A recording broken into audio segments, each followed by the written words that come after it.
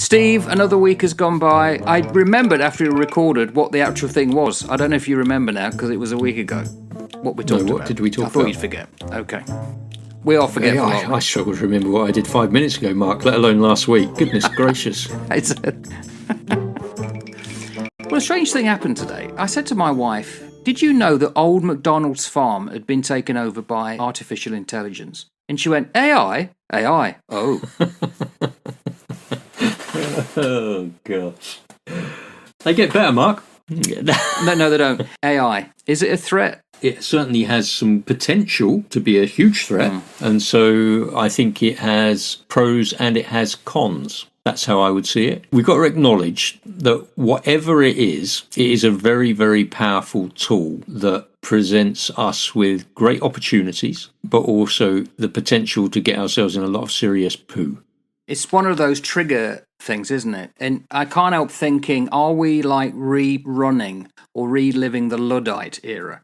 Where the Luddites didn't want new machinery coming in the end of the 1700s, so they dressed up as women, didn't they, to go out and actually break machines and cloth-making machines. They distrusted the new. We always distrust the new. Is this another case? It could well be. And I think that it's not just distrusting the new. It's about having a view that says something is either good or bad. And this is where I would place AI. I would say that AI, it's neither good nor bad. It is absolutely neutral, but it reflects the values of those who build it and who deploy it. The question really is, will we use this neutral tool that has a lot of potential with wisdom, justice and foresight, or will we use it in a way that is going to be to our detriment, which then makes something neutral either very good or it will make something neutral very bad? I think it comes down to us. How do we use it and what do we use it for? You interested me when you said, will we do this with justice and foresight? Judging by the past...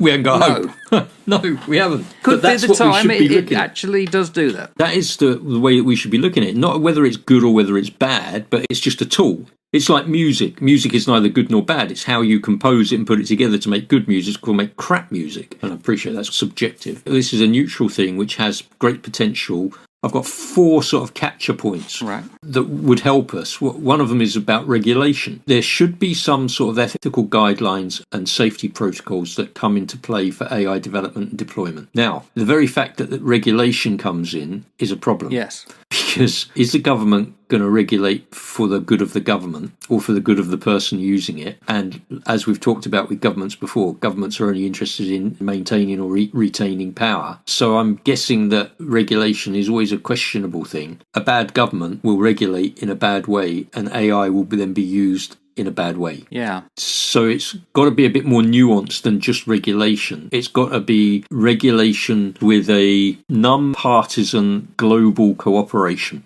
Good luck with that one. This very week we're recording, Google have demonetized or will demonetize any faceless generated AI slop. So anybody that's producing someone like a stormtrooper interviewing Princess Leia and you can tell it's AI and they're getting millions of views, whoever's making that will not be monetized. And that's deliberately something that's coming in right now. Why Google are doing that, I'm not too sure. But it's probably because if that continues, the real creators can't compete. So they would leave en masse, and they can't afford to do that. That's the thing about AI. John Oliver, who's British, he's in America, talks about AI, and he shows these AI-generated content, and it comes out en masse now. It's literally like an Instagram. They reckon 80% of the images are AI-generated, and the videos are starting to go en masse onto platforms. Well, the problem is, if you look at them slowly and in depth, you can see they're AI. They don't quite get the wording correct. One picture during the American election was AI generated during the floods of a girl crying on the floods. And there were Republican senators who said, oh, this has got my heart and this is telling you how terrible Biden has been. And someone pointed out, it's AI. It's not real. But they wouldn't rescind. It completely altered a narrative. Well, it only needs a rogue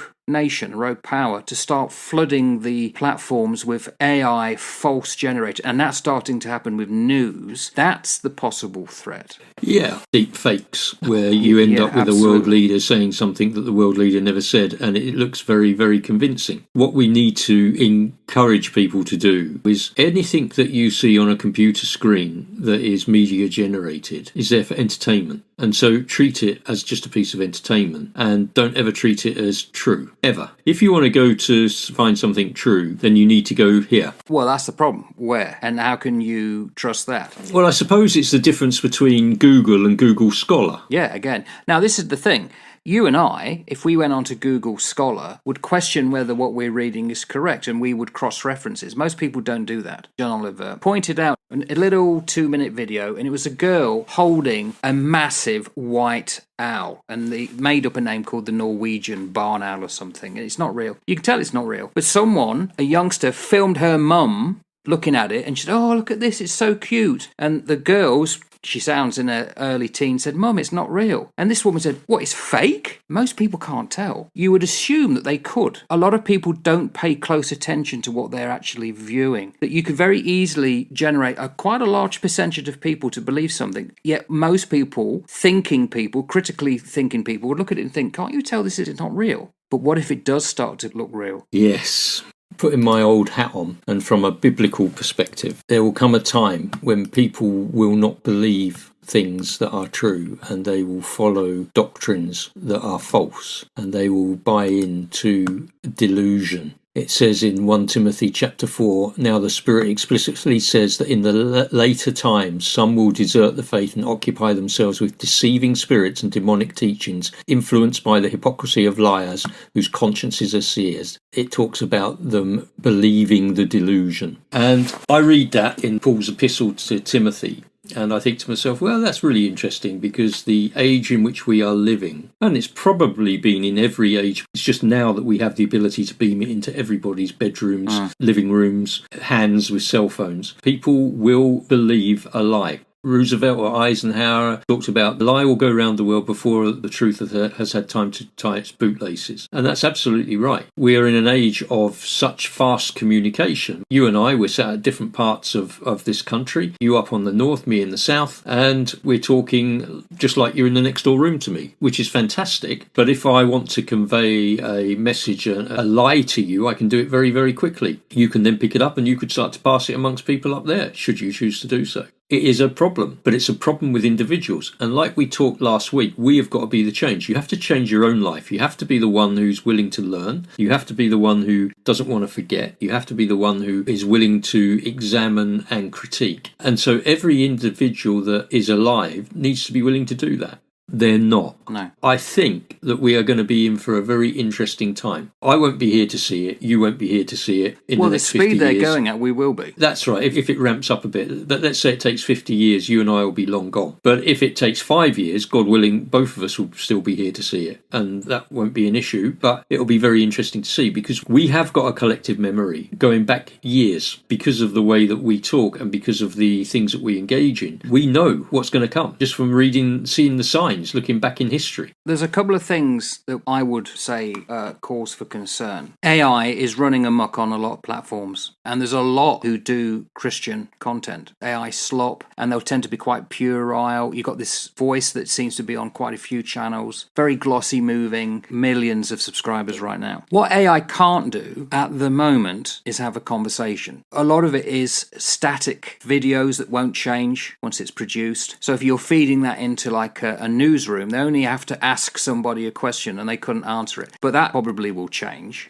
What we're seeing is the beginning of a caste system. It used to be that wealth was money, controlling of resources. And someone said quite presciently about 10 years ago, the new future wealth is going to be knowledge. Now, imagine then that there are people who know and can tell it's AI, but then there are people that can't. There's going to be a two-tier system here. There's going to be people very easily led, they'll be gullible, they'll be making terrible choices, and then there'll be a small group of people, as you say, who've probably got a long bit of history and can say, hang on, this is crap, and why are you believing this? And we'll be set apart very quickly. That's my fear. And also, what is the news going to do about this? Right now, if you begin to disbelieve what you're seeing, you're going to decouple yourself from platforms that you can't consider to have veracity and you can't believe it. And eventually that's going to come to the news. And I think that will be the one thing that potentially could stop AI, because people won't believe what they're seeing anymore. But then again, what if that's what some people want? If it's all part of a bigger plan. They want you to decouple from the news. There is a drive, a zeitgeist, whatever you want to call it, that we are moving towards a culture which is completely numbed. Originality, critical thinking is on a significant decline. And that's certainly where we are tracking with this, which leads to a risk, obviously, then, that human creators, human beings, in fact, will be devalued, replaced, and society may become very dependent on just machine-generated output, which is a terrible loss of human agency and creativity. If AI starts to develop its own news... It already has started to do that. A young fellow who works for me, he was talking to me about AI, and he was talking about a test, and I won't get all the specifics of this right, but a particular company was trying to close AI down. It was then evaluating what AI did. 78% of the time, it tried to find a way round shutting down. Skynet. Yeah. So why was that? They said, we're not sure. And they said, but they think it's because it's task orientated. And so because it is programmed to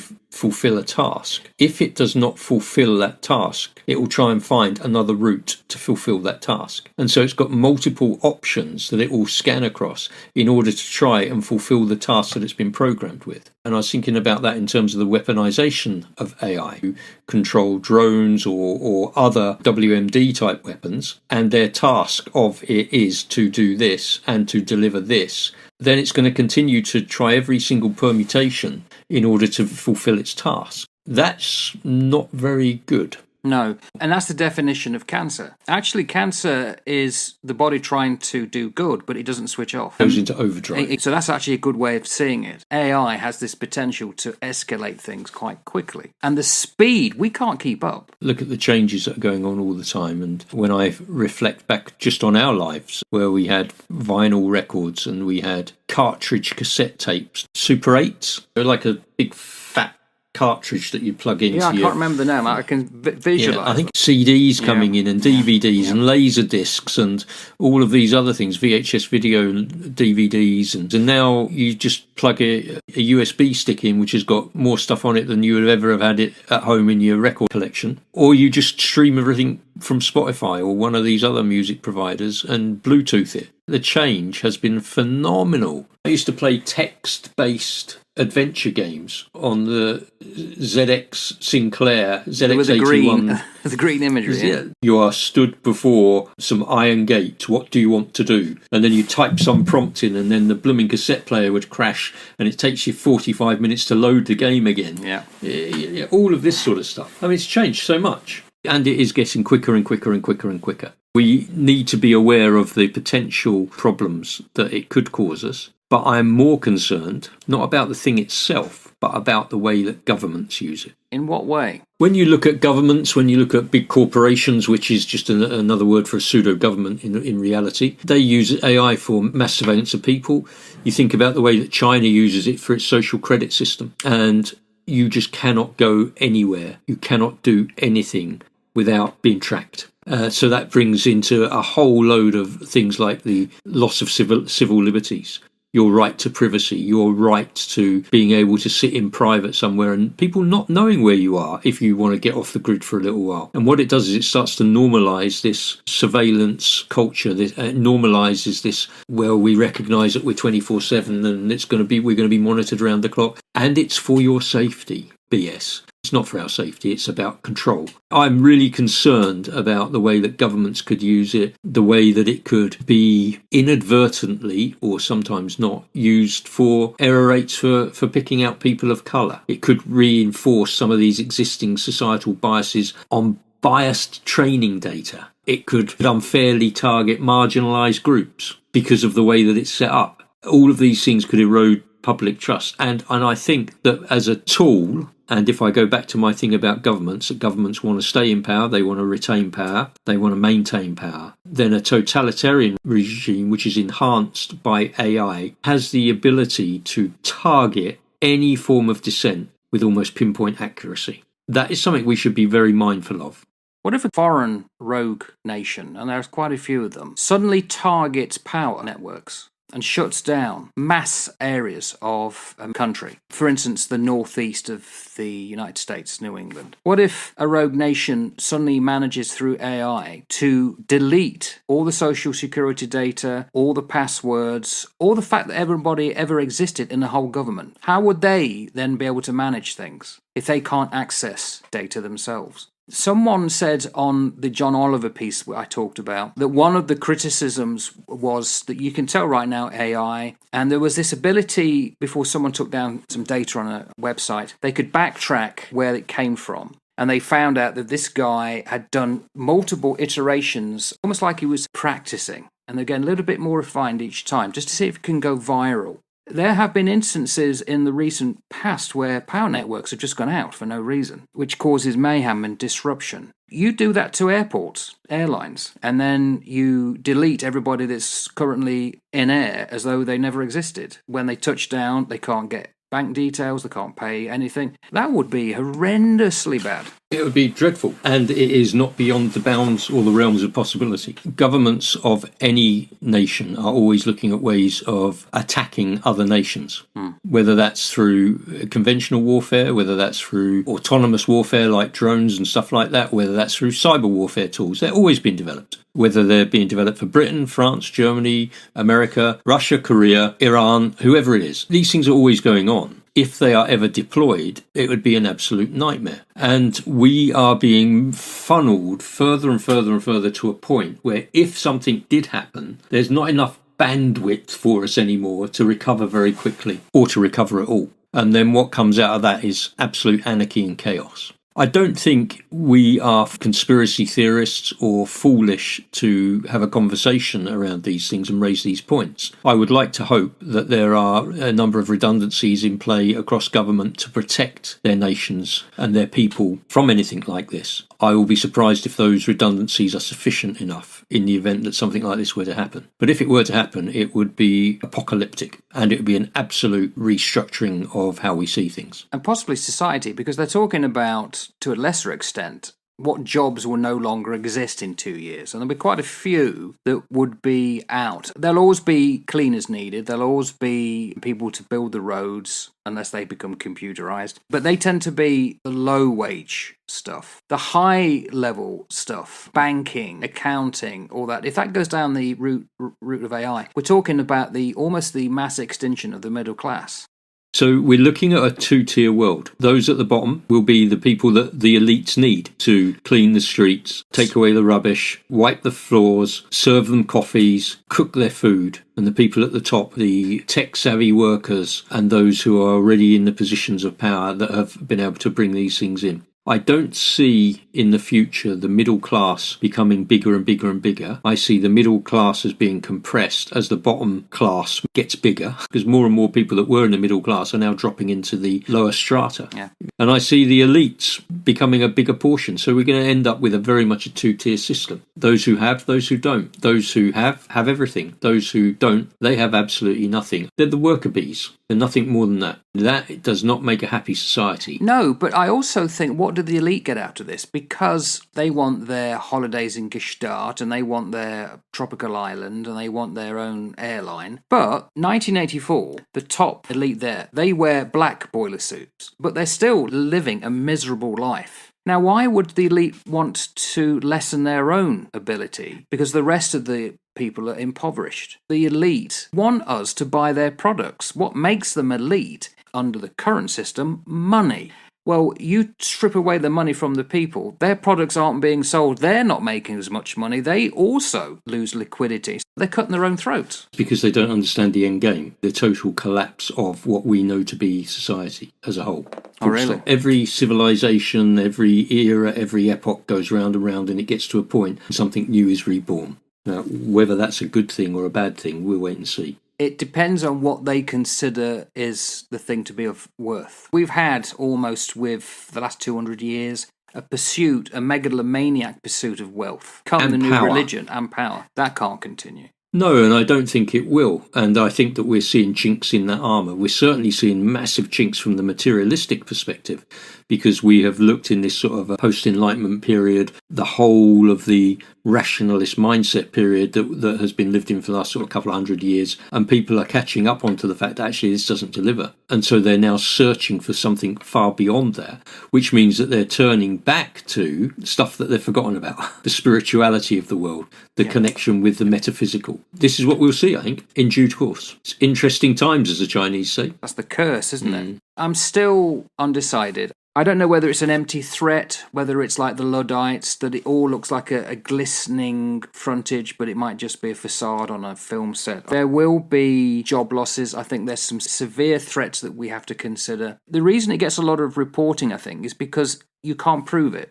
It's just another fear. The reason it gets a lot of reporting, I think, is because you can't prove it. Always going to be there as a little fear. Oh, they could take your jobs. Okay. If that begins to happen, that will be a sign that we really should be worried. If there is a battle that goes awry because of AI, then that will cause us to be concerned. But I don't know whether it's put up there by people who want us to be, oh, there's something there. Oh, I don't know what it's about. I'm not sure, blah, blah, blah. I can see what they're doing, but it's always this fear mentality. I don't know what to make of it. It is, and it goes back to the point that I think I made at the beginning, that I think that the tool itself is neutral. It's how it's used that will determine whether it's a good thing or a bad thing. Yeah. On the positive sort of future scenario, if we've got AI augmented humanity, that's positive in so much it assists, but what it doesn't do is it doesn't replace humanity. It can amplify creativity. It could potentially extend longevity through advancements in medical science. It can help solve some global challenges like hunger, climate change, deliver us opportunities to move forward on, and it could improve the quality of life. So that's a very positive thing. But on the flip side of that, there's the AI oligarchy, super powerful corporations that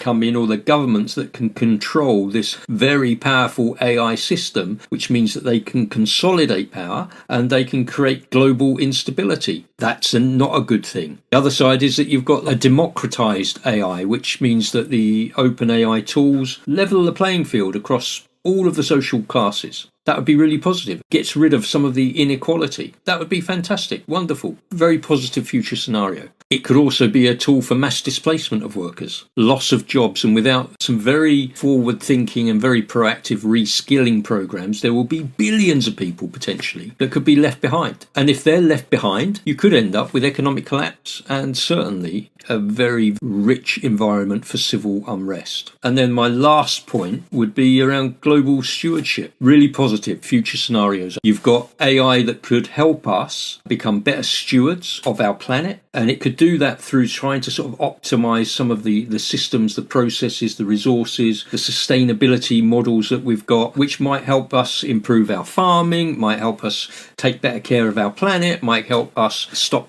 polluting in certain areas, because it could give us some of those tools to help sharpen and bring things up. But on the flip side of that one, could get AI that just goes bonkers and runs amok, misaligned or very poorly governed by whoever runs this super intelligence. And it could act in ways which are incredibly harmful to humanity through malice and misinterpretation of the rules, or whether that's just because it's developed the capacity for what humans are really good at, which is just going, don't care. So there are positives, there are negatives. The thing itself is very much going to be determined by the way that we handle it. And I have little confidence in us to handle it correctly. Well, hope springs eternal, and perhaps this could be the thing that generates that kind of better thinking. Perhaps it might waken up the sleeping herd to think there's certain things that it's not good for you. And there's certain, you said it before, we're being entertained to death. When you can't trust the entertainment, then you're pulling away a major thing that keeps people going. And I don't think the average person's going to stand it for much longer. No, we will watch this space, fella. Eagerly. It's a good job. It's a good job that you and I have only just learned how to text, so this is way beyond our ken. Sometimes being old school is good. Sometimes it's good. Old school rules, man. Old school rules. That's right, yeah. All right. Ta-ta for now, then. See you later, mate. Bye-bye.